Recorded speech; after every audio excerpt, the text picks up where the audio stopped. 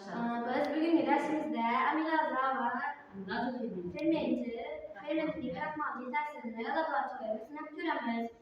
Bunda bizge gerek oladı amilaza fermenti etmesi, krahmalı etmesi, su, yod, pipirke, şpris, probiyotlar gerek oladı. Kendine krahmalı etmesi demek ki krahmalı gerek oladı. Şimdi bize işimizde şpris yardımında probiyotike 2 milli su salıştırmışız. Demek birinci probiyotike'mizde 2 milli salamos su salamos. 2 milli su saldı. Şimdi bunu üstünden bu krahmalı, iki krahmalı yetmesini alıştırıp salamız. 2 milli.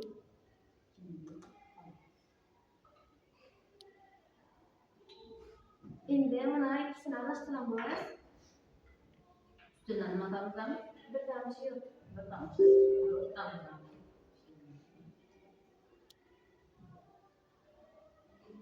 Tamam. Pipet genç yararlanırsa doğru ne yaşıyor? Etmemiz ne yaşıyor? Araştırma.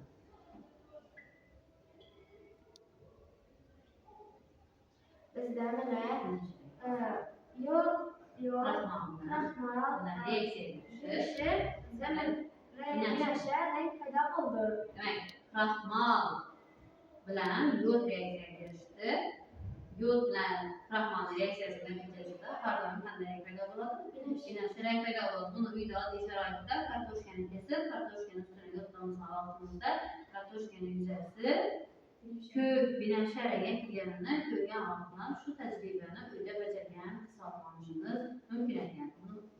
Birinchi tajribamiz, endi ikkinchi tajribamiz. İkinci tecrübemiz, biz probiyotike 2 milli yod, yok 2 milli su, yok 2 milli krahmal. krahmalı Krahmal etmesi. etmesini salıyoruz.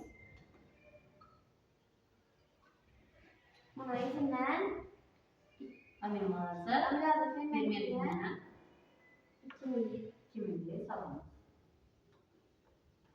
Demek bu 2 milli amilaza fermenti bilen krahmal reaksiya girişken vaqtında, yani söylediğiniz amilaza fermentimiz biz yegan nonimizni, mesela xamirli mahsulotlarimiz var, pechenyelar iste'mol doğru shularning tarkibidagi uglevodlar hisoblanadi. Hammasini tarkibida uglevodlar hisoblanadi, ya'ni kraxmal uglevod.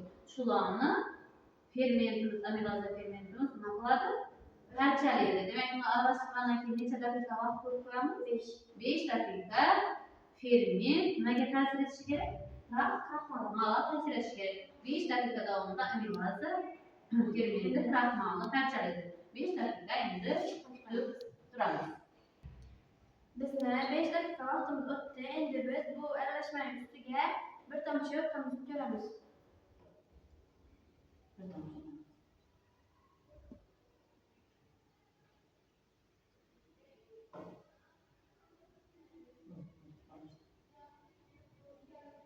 Demek bir tomchi yog' tomizganimizda bu etmamizning rangi birinchi tayyorlagan etmamizning rangidan farq qildi, ochiq bo'ldi. Chunki buni tarkibidagi kraxmalni nima parchalab tashladi? Amilaza fermenti parchaladi. Bunda esa kraxmal bilan yod to'g'ridan-to'g'ri reaksiyaga kirishdi. Ikkinchi probiyotike'mizda nima yo'q? Kraxmal parchalangan holatda bor kraxmal, lekin parchalangan holatda kam miqdorda, shuning uchun u yod bilan reaksiya to'liq kirisha olmadi. Tajribamizdan nima o'rgandik? Amilaza og'iz bo'shlig'imizdagi amilaza fermentimiz har doim nimani parchalaydi ekan? Kraxmalni etmasi biz tayyorlagan etmamiz. Og'iz bo'shlig'imizda qandaydir kraxmalga ega bo'lgan mahsulot iste'mol etsak, dastlabki hazm qilish jarayoni nimadan boshlanadi ekan? Og'iz bo'shlig'idan boshlanadi. Biz tajribamiz orqali shu og'zimizdagi amilaza ferment, ya'ni so'lagimizni ovqat hazm qilishni boshlang'ich qismi ekanini bilishimiz mumkin bo'ladi. Narsalarni topmaymiz.